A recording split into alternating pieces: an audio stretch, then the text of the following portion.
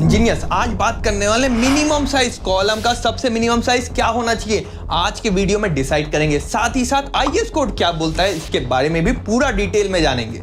Subscribe कीजिए civil गुरुजी channel को और बेल आइकन को दबाइए लेटेस्ट वीडियो सबसे पहले देखने के लिए। Hello and welcome to the world of civil Guruji civil engineer training institute की दुनिया में आप सभी का स्वागत है। मैं सुदीप कुमार अग्रवाल कॉर्पोरेट ट्रेनर आप सभी के लिए सिविल गुरुजी। आज बात करने वाले minimum size of column, column का मिनिमम साइज क्या लेना चाहिए और साथ ही साथ आईएस कोड क्या बोलता है। सबसे इंपॉर्टेंट पहले जान लेते हैं आईएस कोड क्या बोलता है। अब सबसे पहले बात करूं तो मोस्ट प्रॉब्ली आप लोग ने सुना तो होगा आईएस 456 में 9x9 का बोलता है कॉलम।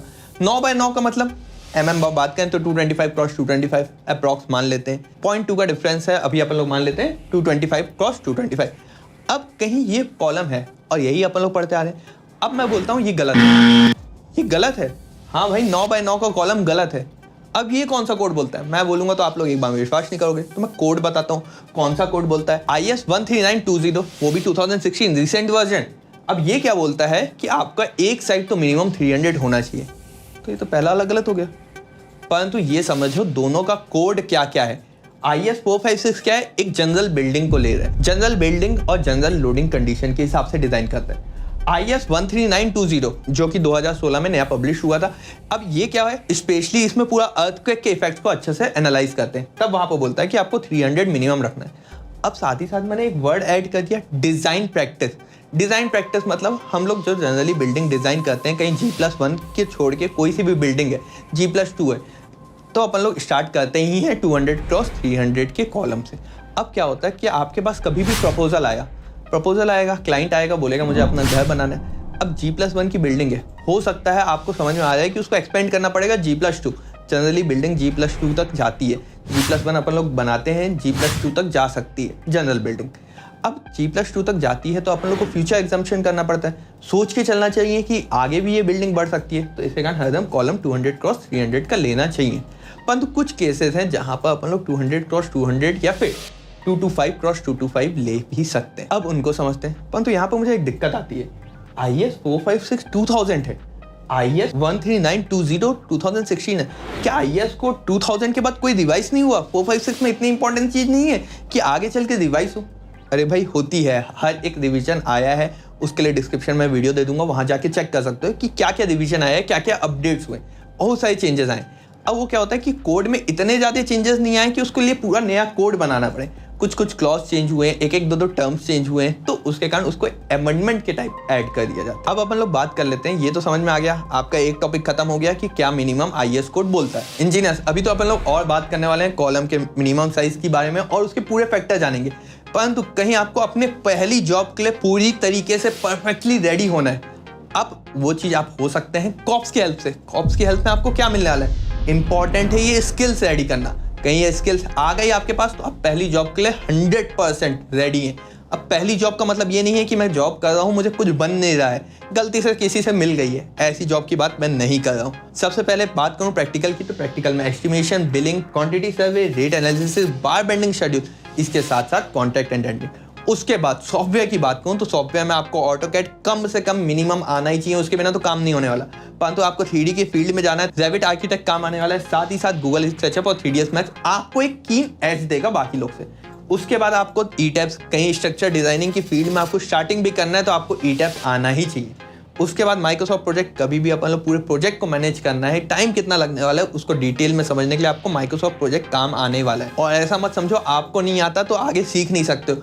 बहुत सारे इंजीनियर्स 76% का रेशियो है कि उन लोग सक्सेसफुली जॉब पहले कर चुके हैं, पहले नहीं आता था, आज के डेट में प्लेस हो चुके हैं, अपनी जॉब रेडी के लिए तैयार हैं। तो 76 का सक्सेस रेशियो है। परंतु जितने लोग नहीं हुए उसका क्या, मैं भी उसमें से हो सकता हूँ, ऐसा मत सोचो। कहीं आपने ज्वाइन किया है और आप स्टडी कर रहे हैं, इंपॉर्टेंट है, ज्वाइन करने के बाद स्टडी कर रहे हैं तो आप इन्हीं 76 में आओगे। आपका सक्सेस आपके हाथ में है। हाँ भाई ये डाउट पूछते हो कि सर्टिफिकेट मिलेगा कि नहीं, हर एक चीज का इंडिविजुअल सर्टिफिकेट मिलेगा, उसका टेंशन मत लो। सबसे इंपॉर्टेंट है आपको उस चीजों की प्रैक्टिस करना, जितनी लर्निंग है उसको कंप्लीट करना।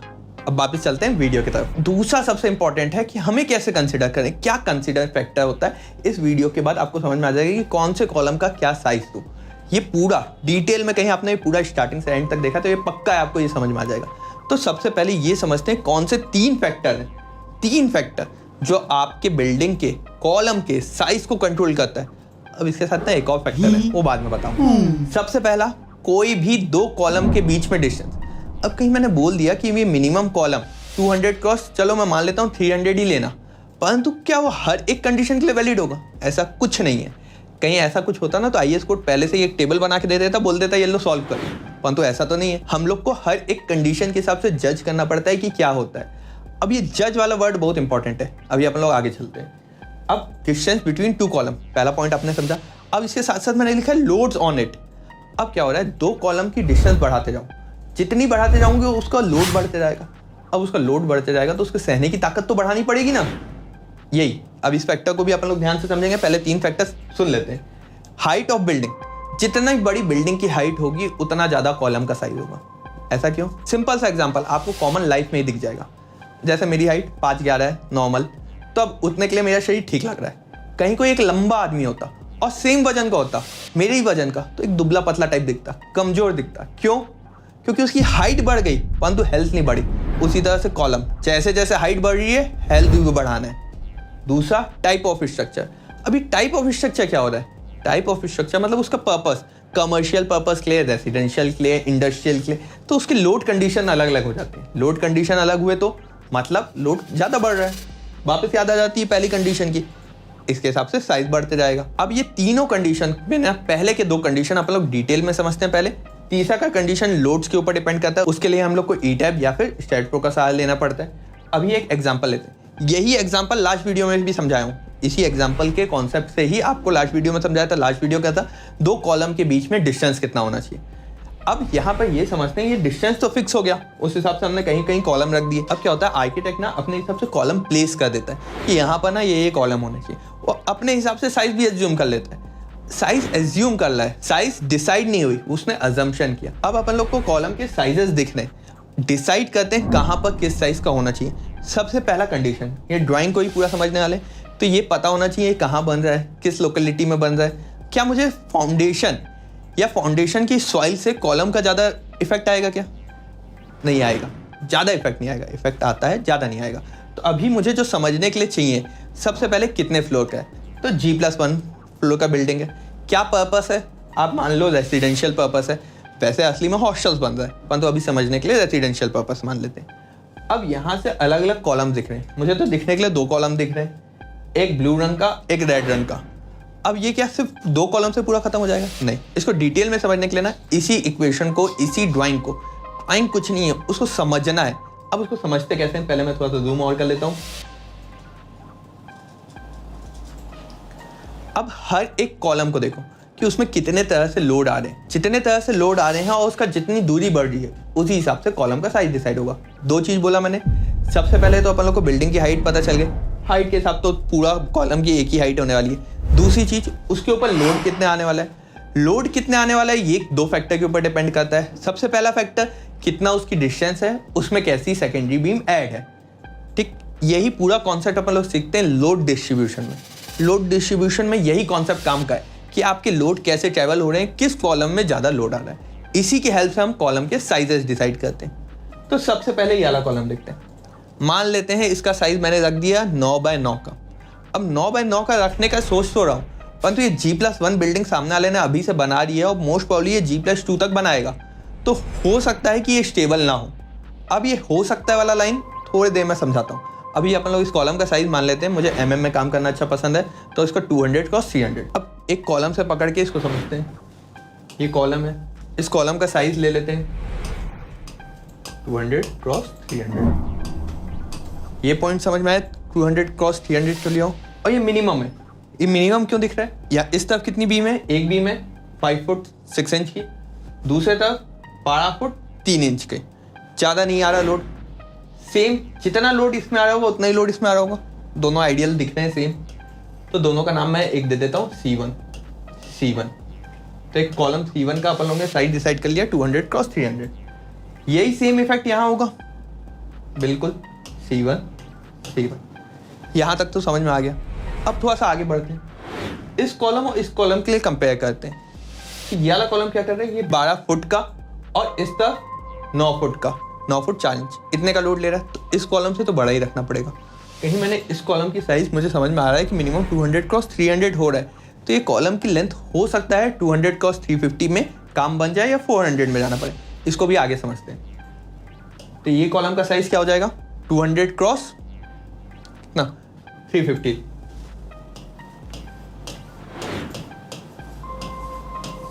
ये क्या हो गया आपका कॉलम C2, तो इसको नाम दे देते हैं C2। अब ये वाला कॉलम और ये वाला कॉलम दोनों सेम है क्या? अब जितने लोग हाँ बोले हो ना, रुक जाओ, ये दोनों कॉलम में अंतर है। इस कॉलम में लोड कहाँ से आ रहा है, आपको लोड ग्रीन हाइलाइटर से अच्छे से दिखा देता हूँ। इस तरफ का लोड आएगा, मतलब ये पूरे स्लैब का रूम 6 का, और इस तरफ का लोड आ रहा है ऊपर वाले कॉलम पे। परंतु मैं इस कॉलम की बात करूँ जो आपका रूम 6 और रूम 7 के बीच में। अब यहाँ पर अपन लोग इस कॉलम उस कॉलम का यूज़ कर रहे हैं, ऐसा क्यों करना पड़ रहा है?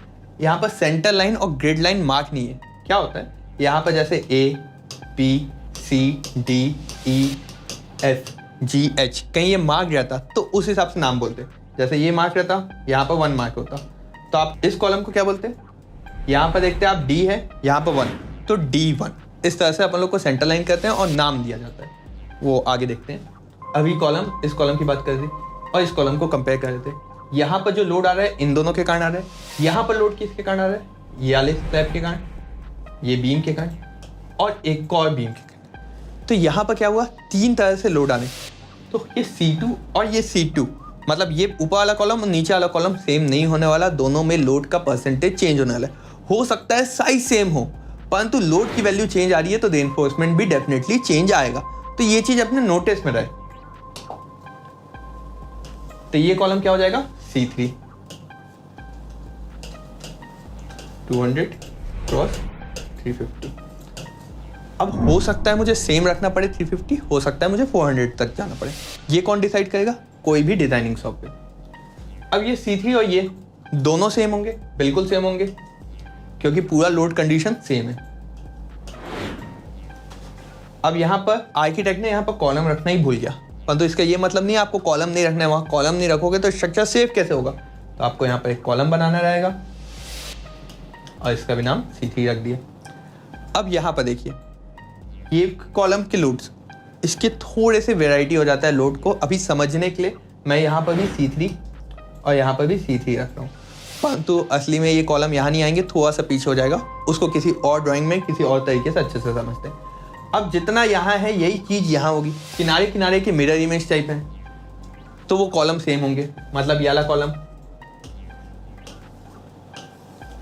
हो सकता है यहाँ के नीचे के 2 कॉलम आपको देने की जरूरत ना पड़े, परंतु देना तो पड़ेगा क्योंकि वहाँ पर अलग से बालकनी बना रहे हैं, बाथरूम बना रहे हैं। अब देना पड़ रहा है तो हो सकता है उसमें रेनफोर्समेंट C1 से भी कम आए, तब मिनिमम रेनफोर्समेंट 0.8 का आ रहा होगा, तो उसको अभी के लिए इन दोनों को भी C1 मान लेते हैं। हो सकता है उसका कॉलम का रेनफोर्समेंट इससे भी कम आए। अब यहाँ देखते हैं, ये और ये सेम दिख रहा है मुझे, इसको C2 दिए, इसको भी C2 दे देते हैं। ये और ये सेम है क्या? थोड़ा सा फिर से ध्यान से देखो, ये और ये कॉलम सेम है क्या? ये ड्राइंग चाहिए होगी ना, आप लोग के लिए पब्लिक फॉर्म अवेलेबल है सिविल गुरुजी के एप्लीकेशन में, आप वहाँ पर बाकी लोग से डिस्कस कर सकते हैं। अभी यहाँ पर देखते हैं, अब इस कॉलम और इस कॉलम की बात हो रही है, दोनों सेम होने वाले हैं क्या? नहीं होने वाले। क्यों? क्योंकि यहाँ पर लोड कितने का आ रहा है? 12 फुट 8 इंच का। यहाँ पर लोड कितने का आ रहा है? 17 फुट का। पहले ही लेंथ बढ़ गई, लेंथ बढ़ गई तो कभी भी लेंथ बढ़ रही है तो कॉलम का साइज बढ़ेगा। अब कॉलम का साइज तो बढ़ गया, चलो मुझे समझ में आ गया, एक फैक्टर कॉलम का साइज बढ़ गया। क्यों? क्योंकि लेंथ बढ़ी। साथ ही साथ क्या हो गया, यहाँ पर एक और बीम आ गई जो पॉइंट लोड की तरह एक्ट कर रही है। कभी भी पॉइंट लोड की तरह एक्ट करे, लास्ट वीडियो में भी आपको समझाया हूँ, पॉइंट लोड की तरह एक्ट करे तो अपने लोड फैक्टर इंक्रीज हो जाता है क्योंकि मूवमेंट आ जाता है। तो इस बीम में पॉइंट लोड आया, वो लोड इन दोनों कॉलम में ट्रांसफर करेगा, मतलब 2 फैक्टर के कारण इसका साइज बढ़ने वाला है।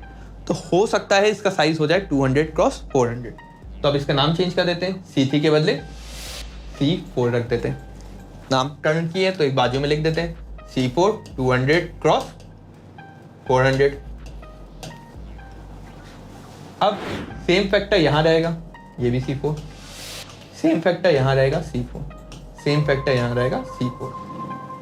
अब यहाँ पर देखिए, अब इस तरफ से भी लोड आ रहा है, इस तरफ से भी लोड आ रहा है, तो हो सकता है C4 अपन लोग ने पहले ही कॉलम 200 क्रॉस 400 का कर दिया है, उतने में काम बन जाए, परंतु लोड बढ़ सकता है। अभी के केस में C4 मान लेते हैं। अब यहां तक अपन लोगों ने सॉल्व कर लिया।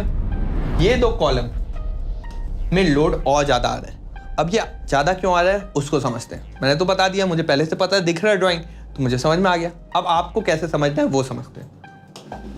यहाँ पर क्या हो रहा था, जो आपकी यहाँ सेकेंडरी बीम थी वो लोड ट्रांसफर कर रही थी प्राइमरी बीम पे, और प्राइमरी बीम डायरेक्ट आपके कॉलम तक लोड लेके जा रही थी। परंतु यहाँ देखिए, यहाँ क्या हो रही है, सबसे पहले दोनों तरफ से सेकेंडरी बीम तो आ रही है, अब वो भी लोड ट्रांसफर कर रही है दूसरे प्राइमरी बीम पे।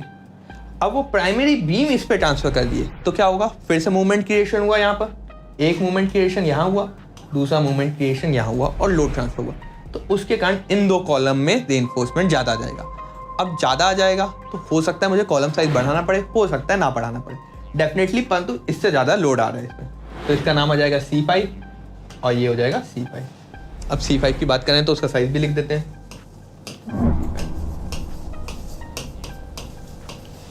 तो यहाँ पर मैंने दो कॉलम का साइज सेम रख लिया है। जैसे सबसे पहले देखूँ तो C1 200x300, C2 200x350, C3 200x350, C4 200x400, C5 200x400। यहाँ पर ये दो कॉलम का और सिमिलरली ये दो कॉलम का साइज सेम है, परंतु क्या डिफरेंस आएगा, लोड डिफरेंस है, उसके कारण रेनफोर्समेंट में डिफरेंस आएगा। हो सकता है ये 0.8% या 1%, हो सकता है ये 0.8 या 1% में आपका स्टेबल आ सकता है कॉलम, और दूसरा कॉलम क्या होगा 2% तक चले जाएगा। ये डिफरेंस है, इसे कारण अभी से हम लोग सेपरेट करके क्यों रखें, जिससे पता चले कि कौन सा साइज होने वाला है, उसमें रेनफोर्समेंट ज़्यादा आने वाला है, तो अपन लोग उसको ध्यान दे सके, एक बार में कंपाइल कर सके। अब यहाँ पर यहीं पर ख़त्म नहीं होता, ये डिज़ाइन का ना सबसे पहला स्टेप होता है कि अपन लोग के कॉलम के साइज डिसाइड करना। अब यही कॉलम के साइज अपन लोग डिसाइड जो किए, इसको लेके चलते हैं ई-टैब में या फिर कोई भी डिज़ाइनिंग सॉफ्टवेयर में, वहाँ पर चेक करते हैं कि ये पूरी वैल्यू सही है कि नहीं। अब ये सही है कि नहीं कैसे चेक करते हैं, आपके रेनफोर्समेंट के परसेंटेज से। एक रेंज में आना चाहिए, कहीं इकोनॉमिकल है तो ठीक है, एकदम कम आ रहा है तो थोड़ा सा बढ़ा के देख लेते हैं। हिट एंड ट्रायल मेथड, अरे बचपन में पढ़े होंगे, हिट एंड ट्रायल मेथड बहुत अच्छा मेथड है। एक बेसिक सा क्वेश्चन पूछता हूँ, कहीं बनेगा तो बताना, नहीं बनेगा टेंशन नहीं है।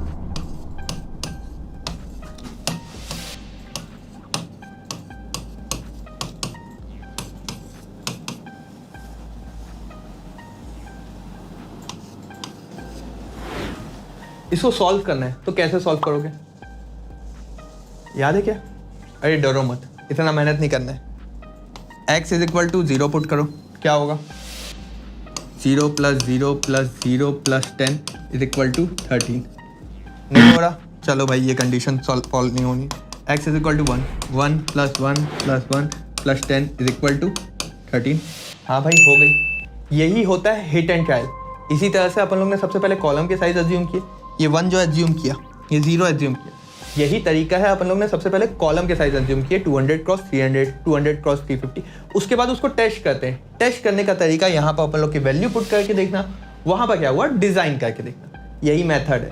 हर चीज़ लाइफ में भी इसी तरह से होता है, कई बार काम नहीं बन रहा, कोई दिक्कत नहीं, कुछ करके देखो, हो गया तो अच्छी बात है, नहीं हुआ तो दूसरा काम करेंगे। Life is like a war, if you are warrior you will win. मतलब अब इसका ये मतलब नहीं है कल तलवार लेके मारने चले जाना, आपको लाइफ एक वॉर की तरह रखना है। हर एक जगह कुछ हासिल करना पड़ेगा, कुछ आगे पीछे कुछ मेहनत करनी पड़ेगी, आपको हर चीज़ मिलेगी। यहाँ पर अपन लोग ने मेहनत करके देखा, हो सकता है यही मेहनत के बदले आप क्या कर रहे होंगे, इस एक्स को पूरा कंपाइल करके वैल्यू निकालें। तरीका अलग अलग हो सकता है सॉल्व करने का, परंतु सक्सेस आपको ही मिलेगी कहीं आप मेहनत करें। सही तरीके से करेंगे तो जल्दी मिल जाएगी, कहीं दूसरे तरीके से करते टाइम ज़्यादा लग जाता है, परंतु सॉल्यूशन आपको मिल जाता। तो आज की वीडियो में अपन लोग ने देखा कि कॉलम 3 चीज़ के ऊपर डिपेंड कर रहा है। सबसे पहले डिस्टेंस बिटवीन, अब डिस्टेंस बिटवीन के साथ साथ उसके जितने उसके ऊपर लोड आ रहा है। दूसरी चीज़ height of the building, height जैसे जैसे बढ़ाएंगे कॉलम का साइज बढ़ाना पड़ेगा। तीसरा type of building, type of building मतलब समझ में आ गया, लोड बढ़ रहा है अलग अलग स्ट्रक्चर में। परंतु इसके साथ साथ चौथा फैक्टर है जो मैं आपको बोला था आखिरी में बताऊंगा। चौथा फैक्टर है आपके ग्रेड ऑफ कंक्रीट और ग्रेड ऑफ स्टील। अब ग्रेड ऑफ कंक्रीट मतलब आप M20 यूज कर रहे हैं, M30 यूज कर रहे हैं, M35 यूज कर रहे हैं, क्या ग्रेड ऑफ कंक्रीट यूज कर रहे हैं, उसी तरह से कौन सा स्टील यूज कर रहे हैं। कहीं आपको ये जानना है कि कौन सा ग्रेड ऑफ कंक्रीट आपको यूज करना है, आपकी लोकेशन के हिसाब से कौन सा ग्रेड ऑफ कंक्रीट आपके लिए सुटेबल है, तो कमेंट करो, नेक्स्ट वीडियो उसी टॉपिक में मिलने वाला है। होपफुली आप लोग को ये वीडियो अच्छा लगा होगा तो लाइक करना। मिलते हैं अगले वीडियो में, जब तक के लिए बने रहिए सिविल गुरुजी के साथ। करना है खास तो चलो हमारे साथ, सिविल की बात गुरुजी के साथ। जय हिंद, जय भारत।